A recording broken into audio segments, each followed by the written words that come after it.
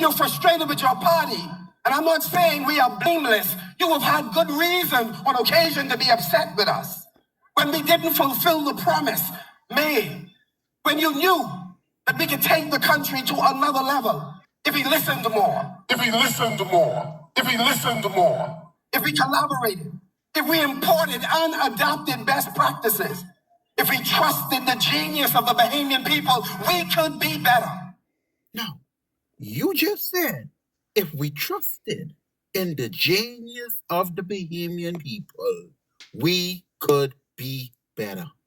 I want you to listen to a man that has a divinely inspired plan that's genius.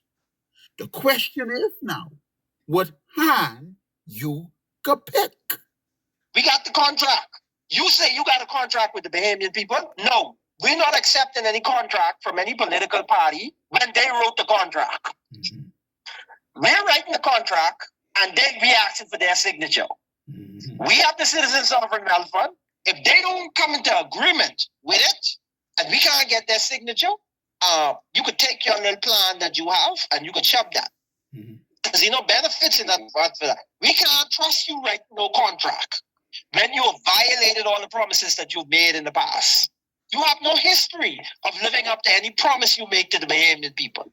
So if you write the contract ain't no good. The FNM had manifesto back in the day. The PLP had the blueprint. All contracts they created. And now they say they have a promise to the Bahamian people. To a contract that they constructed. But now, for the first time in the history of the Bahamas, the Bahamian people have written their own contract. And now you have to agree to the contract. And then we'll agree to have you manage the contract. And we can judge you based on your execution of the contract that we have written, not that you've written. And we put deadlines on you. If you can't have this portion of the contract executed by X, Y, and Z, we can shut down that parliament. See, we need to change the game because we got the power. They don't have no power. How they can get to the parliament? How could a government function without the will of the people? But the Bahamian people have to realize we have a contract to stop the steal, and that's Citizen Sovereign Wealth Fund. That's a contract that the people have written. That didn't come from no political party. Yeah.